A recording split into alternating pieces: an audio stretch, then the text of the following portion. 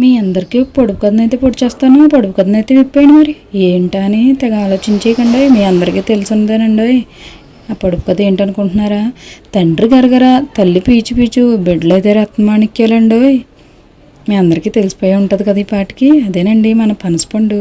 మరి పనసపండు సీజన్ అయితే వచ్చేసింది కదండి.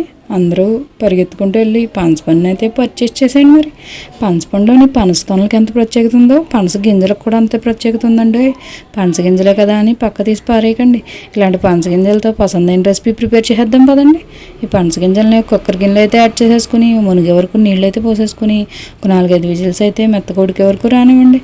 ఇలా ఉడికించుకుని గింజల్ని చల్లారిన తర్వాత దీని తొక్క అయితే తీసేసి ఓ ప్లేట్లోకి అయితే వేసుకొని చిన్న చిన్న ముక్కలుగా చేసుకుని పక్కన అయితే పెట్టేసుకోండి. ఇంతకీ ఏంటి అనుకుంటున్నారో పనసగింజలతోటి మసాలా కర్రీ అయితే చేస్తున్నామండి. దానికోసం అయితే మసాలా ప్రిపేర్ చేయాలి కదా. ఇలా ఒక మిక్సీ జార్లో అయితే ఒక టమాటా, ఒక పెద్ద ఉల్లిపాయ, ఇలా జీలకర్ర, ధనియాలు, అల్లం వెల్లుల్లి, చివరిగా కొంచెం పసుపు అయితే వేసుకుని మెత్తగా అయితే మిక్సీ పట్టేసుకోండి.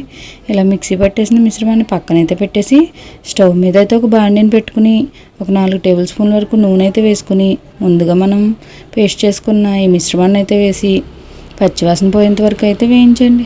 దీనికి తగ్గట్టు కారం అయితే వేసేసి దీన్ని కూడా ఒకసారి కలిపేసుకుని మనం ముందుగా ఉడికించి పెట్టుకున్న పనస పిక్కలను అయితే ఇందులో వేసేసి బాగా కలిపేయండి. దీనికి తగ్గినంత ఉప్పు అయితే వేసేసుకుని ఒకసారి మళ్ళీ కలిపేసుకుని దీని మీద మూత పెట్టి కూరని అయితే బాగా మగ్గించుకోవాలండి. మధ్య మధ్యలో కలుపుతూ ఉండండి, లేదంటే కూర అయితే అడుగంటేస్తుంది మళ్ళీని. ఇలా మూత పెట్టేసిన తర్వాత మధ్య మధ్యలో కలుపుకుంటూ దీనికి తగిన నీళ్ళు అయితే పోసుకొని కూరని అయితే బాగా ఉడకనివ్వాలండి.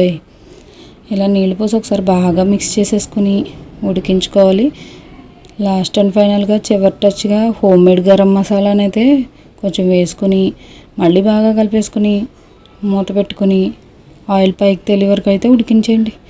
ఇలా ఉడికించేసిన తర్వాత ఫైనల్గా చూసారు కదా, కూర అయితే గుమ్మగుమ్మలు ఆడిపోతుందండి.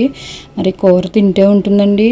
పురుట్లోని పసిపిల్లడు కూడా పైలట్ అయిపోయి ఫ్లైట్ తోలేంత పిచ్చెక్కిపోతుంది అనుకోండి.